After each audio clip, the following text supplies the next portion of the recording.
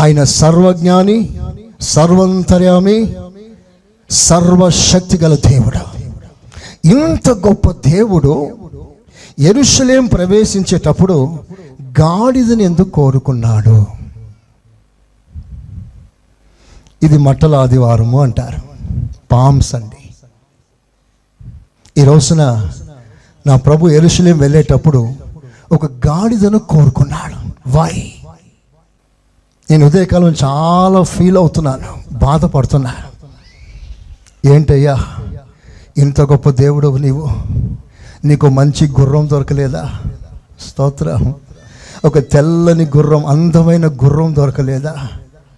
ఒక మంచి ఏనుగు దొరకలేదా? ఒక మంచి రథం దొరకలేదా? చూస్తేనే అందముగా ఉండగలిగిన ఒక అద్భుతమైన రథాశ్వం నీకు దొరకలేదా? ఎందుకయ్యా గాడిదను కోరుకున్నా? ఆ గాడిద మీద ఎందుకయ్యా సవారీ చేస్తున్నావు అని కొంతసేపు ఏడవాల్సి వచ్చింది. అప్పుడు ప్రభు నాకు బయలుపరిచిన ఒక అద్భుతమైన సత్యం మీ ముందుంచాలని ఆశిస్తున్నా. అందరూ 2 చేతులు పైకెత్తి బిగ్గరగా స్తోత్రం చెప్పండి. చెప్పండి గట్టిగా. ఇప్పుడు యెరూషలేము వెళ్తున్న ఆ సమయంలో మీరు వెళ్ళి ఆ గాడిద కట్లు విప్పుకొని నా ఎద్దుకు తీసుకొని రండి. గాడిద కట్లు విప్పండి. ఇప్పుడు వినండి అందరూ. యేసయ్య యెరూషలేము ఎందుకు వెళ్తున్నాడో తెలుసా? ఆ వెళుతున్న ఆ వర్క్, ఆ పరిచర్య, ఆ సేవని సాదృశ్యంగా బయలుపరుస్తున్నాడు. ఏమిటి సాదృశ్యంగా నెరవేర్చబోయే పరిచర్య? సాదృశ్యంగా పారబుల్గా చూపిస్తున్నాడు. ఏమిటంటే గాడిద కట్లు విప్పుతున్నాడు. అంటే ప్రభు గాడిదను గురించి మాట్లాడట్లేదు. మనమందరం కట్టబడిన గాడిద వంటి వారమే, కట్టబడిన వారం. ప్రభు ఎందుకయ్యా యెరూషలేములో బలి కాబోతున్నాడంటే కట్టబడిన ప్రతి గాడిద కట్లు విప్పటానికి నా యేసయ్య వెళ్తున్నాడు. చప్పట్లు కొట్టి దేవునికి కనపరుస్తాం. కొడాలు గట్టిగా చెప్పండి. యేసయ్య స్తోత్రం అనండి. యేసయ్య స్తోత్రం. కట్టబడిన ప్రతి వాడి కట్లు విప్పడమే నా ప్రభు లోక కళ్యాణార్థమై చేసిన కల్వరి శిలువ యాగం. ఆ యాగంలో అందరి కట్లు దేవుడు విప్పేశాడు. చప్పట్లతో దేవుని కనపరుస్తారా? ఒకప్పుడు మనమందరం కట్టబడిన వారు. సాతాను మళ్ళీ కట్టేశాడు. వాడు గీసిన గీతలో ఉన్నాం. వాడు మాట్లాడమన్న మాటలన్నీ మాట్లాడినాం. కంట్లో చూపించిన ప్రతి ఆశను నెరవేర్చాం. మనసులో రగులుతున్న ప్రతి కోరికను అనుభవించాం. కళ్ళు ఆశించినట్లుగా జీవించాం. నోరు ఆశించినట్లుగా మాట్లాడినాం. హద్దు పద్దు లేకుండా ఎక్కడి వెళ్ళాలో వెళ్ళిపోయాం. ఎందుకంటే వాడు మనల్ని బంధించాడు. ఒకనాడు వాడు మనకి యజమాని. అయితే యేసయ్య మన పాత యజమాని అయిన సాతాను చేతుల్లో బంధింపబడిన మనలను ఆయన కల్వరి శిలువలో ద్వారా మన కట్లు విప్పేశాడు. యేసయ్య స్తోత్ర, యేసయ్య స్తోత్ర. మరో మాట గమనించండి. యేసయ్య గాడిద ఎక్కి వెళ్తున్నాడు. గాడిద ఎందుకు ఎక్కాడు? గాడిద మీద కూర్చుంది ఎవరో తెలుసా? లోక పాపములను మోయు దేవుని గొర్రెపిల్ల. అందరు చేతులెత్తి ఆమేనండి. మీరు చెప్పాలి, గాడిద మీద కూర్చుంది ఎవరు? లోక పాపములను మోయు దేవుని గొర్రెపిల్ల. ఇప్పుడు వినండి. గొర్రెపిల్ల, గాడిద, గొర్రెపిల్ల, గాడిద, గొర్రెపిల్ల, గాడిద. ఎందుకు ఈ గొర్రెపిల్ల గాడిద? గాడిద ఒక అపవిత్రమైన జీవి. గాడిద అర్పణకి పనికి రాదు. దేవుని సన్నిధికి రావటానికి వీలు లేదు. అలాంటి గాడిద కూడా దేవుని సన్నిధికి రావాలి అంటే అది వెల ఇచ్చి విడిపించాలి. డబ్బులు కట్టి విడిపించాలి. డబ్బులు కట్టే అవకాశం లేదు అంటే నీ ఇంట్లో గొర్రె పిల్ల ఉంటే గొర్రె పిల్ల తెచ్చి గొర్రె పిల్లని బలిపీఠం ఎక్కించి దాన్ని చంపి ఆ తర్వాత గాడిద మీద ఉన్న దోషం పోగా అది సన్నిధికి రాగలదు. అంటే గాడిద బ్రతకాలన్నా, గాడిద దేవునికి అర్పణంగా మారాలంటే గాడిదకు బదులుగా గొర్రె పిల్ల చావాలి. అందరు చేతులెత్తి బాగా చెప్పలేకపోతున్నారే. చెప్పాలి గట్టిగా, ఇంకా గట్టిగా. చదవండి నిర్గమకాండం 13వ అధ్యాయం 13వ వాక్యం. ప్రతి గాడిద తొలిపిల్లను వెల ఇచ్చి విడిపించి దానికి మారుగా గొర్రె పిల్లను ప్రతిష్ఠించాలి. అట్లు దానిని విడిపించని ఎడల దాని మెడను విరగదీయవలెను. గాడిదను చంపేయాలి. అది బ్రతకాలి అంటే గొర్రె పిల్లను చంపాలి. ఇప్పుడు యేసయ్య గాడిదను విడిపించటానికి, గాడిదను బ్రతకటానికి గొర్రె పిల్లగా తన్ను తాను దేవునికి అర్పించుకున్నాడు. యేసయ్య స్తోత్రం అనండి. యేసయ్య స్తోత్ర, యేసయ్య స్తోత్ర. మనమే ఆ గాడిదలం, దోషభరితులం, శాపగ్రస్తులం, దేవుని సన్నిధిలో అడుగుపెట్టి అర్హత లేనివారు. సో మనల్ని బ్రతికించాలని, మన అర్పణ అంగీకరించాలని, దేవుని సన్నిధిలో ఆహ్వానం ఇవ్వాలని, మన నిమిత్తం లోక పాపములను మోయు దేవుని గొర్రె పిల్లగా యేసు బలి అర్పించబడ్డాడు. ఆ బలి అర్పణం ద్వారా మన మీద ఉన్న శాపం పోయింది, మన మీద ఉన్న కట్లు తెగిపోయాయి, మనల్ని దేవుడు స్వతంత్రులుగా చేశాడు. ఆమేన్, హల్లెలూయా. ఎంత అద్భుతమైన విషయం. గాడిదని ఎక్కి వెళ్తున్నాడు. అలా వెళ్తున్నప్పుడు ప్రజలు ఏమని కేక వేశారో తెలుసా? హోసన్నా, హోసన్నా. అందరూనండి హోసన్నా, అందరూనండి ఇంకా గట్టిగా. ప్రజలందరూ కూడా హోసన్నా, హోసన్నా, హోసన్నా అని కేక వేస్తున్నారు. మీరు వినాలి, చాలా ప్రాముఖ్యమైన విషయాలు. ఆ సమయంలో హోసన్నా ఎందుకు కేకలు వేశారు? ప్రభు పేరట వచ్చేవాడు స్తుతించబడును గాక అంటున్నారు. ఆమేన్. ప్రభు పేరట వచ్చేవాడు స్తుతించబడును గాక.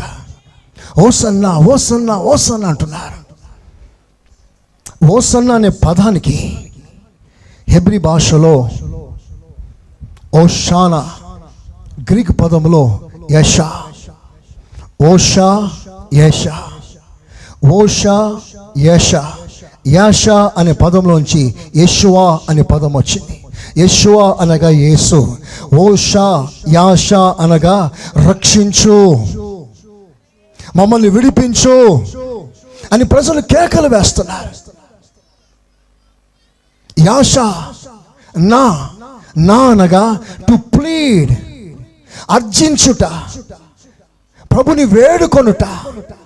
ఇప్పుడు ఏమని కేకలు వేస్తున్నారు అంటే మమ్మల్ని రక్షించు, రక్షించు అని చెప్తూ ప్రభు పేరట వచ్చువాడు స్తుతించబడును గాక. ఆ మాటకు అర్థం ఏంటంటే మమ్మల్ని విడిపించువాడా, మమ్మల్ని రక్షించువాడా, నువ్వు ప్రభు చేత పంపబడిన వాడా, నీకు మహిమ కలుగును గాక. చెప్పాలి హుషారుగా. ఆమేన్. హోసన్నా అనే పదానికి భావం అది. ప్రజలందరూ కేకలు వేస్తున్నారు. ఆయన వస్తున్నప్పుడు ప్రజలు ఏం చేశారో తెలుసా? బట్టలు పరిపారు. బట్టలు పరుపుటలో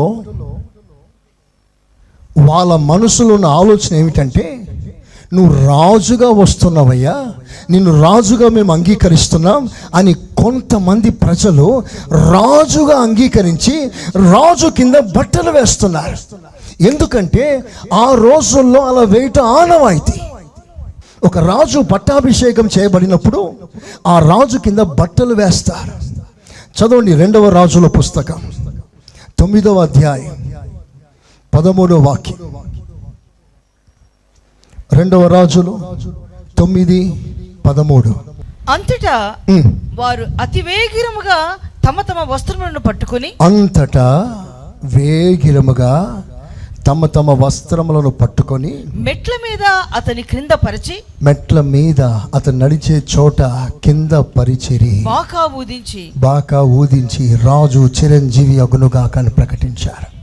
అంటే రాజునకు బట్టలు వేయుట ఆనాటి సాంప్రదాయంలో ఒక ఆనవాయితీ. అదే ప్రకారంగా యేసయ్య కింద బట్టలు వేస్తున్నారు. అంటే యేసును ఒక రాజుగా ఆనాటి ఒక చిన్న గుంపు అంగీకరించింది. అలా ఒక గుంపు అంగీకరిస్తారని దేవుడు ముందే రాసి పెట్టాడు. స్తోత్రం చెప్పండి గట్టిగా, చెప్పాలి గట్టిగా. అందుకనే ప్రవచనం చెప్పబడింది, ఇదిగో మీ రాజు దీనుడై గాడిదను గాడిద పిల్లను ఎక్కి వచ్చుచున్నాడు. జకరియా 9:9. తీసిన వారు చదవండి త్వరగా. సియోను నివాసులారా సంతోషించుడి, ఉల్లాసించుడి, సంతోషించుడి. యెరూషలేము నివాసులారా ఉల్లాసముగా ఉండుడి.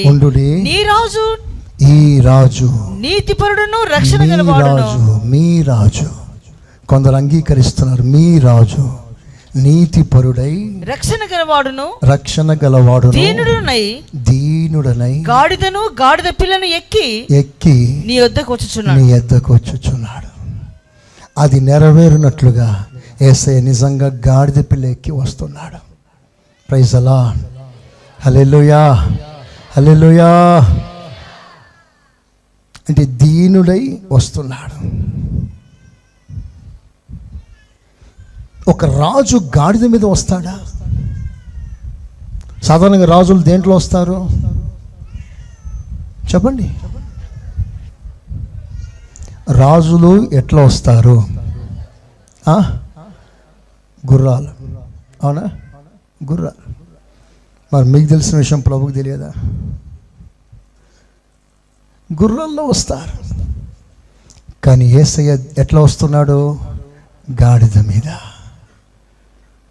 గాడిద మీద ఎందుకు వస్తున్నాడు అయ్యా అంటే, గుర్రాల మీద వచ్చేవారు ఆ రాజులు పట్టణాన్ని పట్టుకోవటానికి వస్తారు, నాశనం చేయటానికి వస్తారు, చంపటానికి వస్తారు. రథాలు వచ్చిందంటే, గుర్రాలు వచ్చిందంటే ప్రజలు చంపబడతారు. రాజ్యాలు పట్టుకోవటానికి వస్తున్నాడు. ప్రభు ఒక గుర్రం మీద రాలేదు, రాజ్యాలు చంపటానికి రాలేదు, గాడిద మీద దీనుడై వస్తున్నాడు. సమరానికి కాదు, సంధి చేయటానికి. ఆయన ఎందుకు వెళ్తున్నాడయ్యా? చంపటానికి కాదు, బ్రతికించటానికి వెళ్తున్నాడు. స్తోత్రం చెప్పండి గట్టిగా, హల్లెలూయా. మిగతా రాజులు ఉన్నారు, వారు చంపటానికి వస్తారు. ఆ ఊర్లో హేరోదు ఉన్నాడు. హేరోదు ఎంత మూర్ఖుడో తెలుసా? ఎంత కిరాతకుడో తెలుసా? తన సొంత కొడుకుని చంపేశాడు. తన సొంత కడుపులో పుట్టిన బిడ్డని చంపేశాడు. రేపు పెద్దగా రాజు అయిపోతే నన్ను పక్కన పెడతాడేమోనని. అంత క్రూరుడు. యూదులకు రాజుగా పుట్టినవాడు ఎక్కడా అని జ్ఞానులు వస్తే, రాజు పుట్టాడా అని కలవరపడిపోయి 2 సంవత్సరాల లోపున్న బిడ్డలు, పసి బిడ్డలు అందరిని చంపించేశాడు. అంటే రాజు అలాంటి దుష్ట హృదయం కలిగి ఉన్నాడు. కానీ మన రాజు చంపేవాడు కాదు, ఆయన బ్రతికించేవాడు. హల్లెలూయా. మన యేసయ్య చేతిలో కత్తులు ఉండవు, ప్రైజ్ ది లార్డ్. ఈటలు ఉండవు, బల్లెములు ఉండవు. చూస్తే అమ్మో బాబోయ్ అని ఉనికిపోయే అవసరం లేదు. ఆయన ముఖము చూస్తే చాలు, బాధలన్నీ ఎగిరిపోతాయి. Praise the lord. ఆ మధ్య కూడా వచ్చాడు, ఉనికిపోతూ వచ్చాడు. 104 డిగ్రీల జ్వరం. ఏంట్రా అంటే కలలో ఓ పెద్ద రూపం కనిపించిందంట, పెద్ద రూపం. ఆ రూపాన్ని చూశాడు. అంటే ఒక విధంగా ఒక పెద్ద కోతిలా కనిపించిందంట. అంత పెద్ద కోతి కనబడేసరికి భయపడిపోయి వణికిపోయాడు, జ్వరం వచ్చేసింది. ఇక్కడ తీసుకొచ్చి ప్రార్థన చేసింది. ఏమైందిరా బాబు అంటే, ఓ పెద్ద కోతి కనిపించేసింది అయ్యా, భయపడిపోయి జ్వరం వచ్చేసింది. నేను అన్న ప్రభు ప్రార్థన ప్రార్థన చేసి, నా యేసయ్యను చూడయ్యా, ఆయన కనబడితే నీకు నా సర్వరోగాలు పోతాయి అన్న. నా యేసయ్య దీనుడై వస్తున్నాడు. చెప్పండి ఎలా వస్తున్నాడు? చెప్పండి ఎలా వస్తున్నాడు? యుద్ధానికి కాదు, సమాధానానికి వస్తున్నాడు. యెరూషలేములో ప్రవేశం చేశాడు. అందుకని ఆయన గాడిదను కోరుకున్నాడు. ఒక గొర్రె పిల్లల గాడిదను తీసుకెళ్ళిపోతున్నాడు యెరూషలేంకి. యెరూషలేం అంటే దేవుని సన్నిధి. దేవుని సన్నిధికి వచ్చే అర్హత గాడిదకు లేదు. అది శాపగ్రస్తమైంది. నేను ఈ గాడిద కొరకు చనిపోతాను, ఈ గాడిదను యెరూషలేముకు నేను తీసుకొని రాబోతున్నాను. చప్పట్లతో దేవుని కనపరచండి. హల్లెలూయా. రూతుని గురించి ఒక మాట రాస్తుంటుంది బైబిల్లో. వారి సంతానం గురించి, వారు తరతరాలు దేవుని సన్నిధిలో అడుగు పెట్టడానికి అర్హులు కాదు. They are rejected. అమోనీలే కానీ మోయాబీయులే కానీ దేవుని సన్నిధిలో అడుగుపెట్టే అర్హత వారికి లేదు, కోల్పోయారు. వస్తే చంపబడతారు. అలాంటి సంతానంలో ఉన్న రూతుని దేవుడు బయటికి తీసుకొచ్చి, ఎవరైతే దేవుని సన్నిధికి రావటానికి అర్హత కోల్పోయిందో ఆ రూతుని మరలా బెత్లెహేము దేవుని సన్నిధికి తెచ్చి, ఆమె గర్భములో నుండి నా ప్రభు అయిన యేసు క్రీస్తు అవతరించాడు. హల్లెలూయా. అంటే నా యేసయ్య ఎవరంటే, అర్హత లేని వారికి అర్హతనిచ్చేవాడు యేసయ్య. త్రోసివేయబడిన వారిని మరలా లోపలికి తేగలిగిన వాడు యేసయ్య. Praise the Lord. హల్లెలూయా. ప్రియులారా, ఈ రోజున జరిగిన చరిత్రలో జరిగిన సంఘటనలు ఇవి. ఆయన గాడిదను కోరుకున్నాడు. అది కోరుకున్న గాడిద, అది పనికి మాలిన గాడిద, అది కట్టబడిన గాడిద. అలాంటి గాడిదే ప్రభుకు అవసరమైంది. ఆ ఊరిలో ఎన్నో గాడిదలు ఉన్నాయి, కానీ దేవుడు ఒక గాడిదను కోరుకున్నాడు. ప్రపంచంలో ఎందరో ఉన్నారు, దేవుడు మనల్ని కోరుకున్నాడు. Praise the Lord. అంత భాగ్యం దేవుడు మనకిచ్చాడు. కనుక నీ జీవిత కాలమంతా కూడా యేసయ్యను మోసుకుంటూ వెళ్దామా? Praise the Lord. యేసయ్యను మోయడం అంటే ఏంటి? ఆయనకు సాక్షిగా ఉండడం. నువ్వు వెళ్ళే ప్రతి చోట ఆయనను పరిచయం చేయాలి. నువ్వు వెళ్ళే ప్రతి చోట ఆయన గురించి మాట్లాడాలి. అలాంటి అవకాశం రేపు శనివారం 5 గంటల దేవుడు మీకు ఇస్తున్నాడు. మీకు ఎదురు పడే ప్రతి వాడికి ఓ కరపత్రం ఇవ్వండి. Praise the Lord. విషయాల తర్వాత మొదట నువ్వు దేవునికి ఏమాత్రం ఒక్క క్షణం కూడా దూరం కాకుండా నీ కొరికే యేసయ్య మరణించాడు. కారణం, ఇంకా నువ్వు ఎప్పుడు కట్లలో ఉండకూడదు, బంధకాలలో ఉండకూడదు. చేతులెత్తి యేసయ్యకి స్తోత్రం చెప్పండి. చెప్పండి గట్టిగా, ఇంకా గట్టిగా. ఎప్పుడు నువ్వు బంధకాల్లో ఉండకూడదు, బందీగా ఉండకూడదు. నువ్వు ఎప్పుడు క్రీస్తు అనుగ్రహించు స్వాతంత్రమును, స్వేచ్ఛని ఎప్పుడు అనుభవిస్తూ ఉన్నవాడవై ఉండాలి. అలాంటి కృప దేవుడు మనకు అనుగ్రహించునుగాక. ఆమేన్. అందరూ మోకాల మీదకి రండి. ఒక్క క్షణం అందరూ మోకాల మీదకి రండి. ఇప్పుడు హృదయపూర్వకంగా మీ కృతజ్ఞత చెల్లించండి. కృతజ్ఞత, గ్రాటిట్యూడ్. నన్ను విడిపించటానికి నీవు ప్రాణం ఇచ్చావా యేసయ్యా? నీకు నేను ఎలా స్తోత్రం చెప్పను? ఏమిచ్చి ఈ రుణాన్ని నేను తీర్చుకోగలను? ప్రభా, ఇదిగో నా ప్రాణాత్మ శరీరం మీకు సమర్పిస్తున్నానయ్యా. ఎన్నికలేని నా కొరకు ప్రాణత్యాగం చేసిన దేవా, నీకు స్తోత్రమయ్యా అని ప్రతి ఒక్కరూ నోరు తెరిచి స్వరమెత్తి యేసయ్య చేసిన ఈ అద్భుతమైన కార్యాన్ని ఘనపరిచి మాట్లాడదామా? ప్రతి ఒక్కరు నోరు తెరవండి. యేసయ్యా స్తోత్రం అనండి.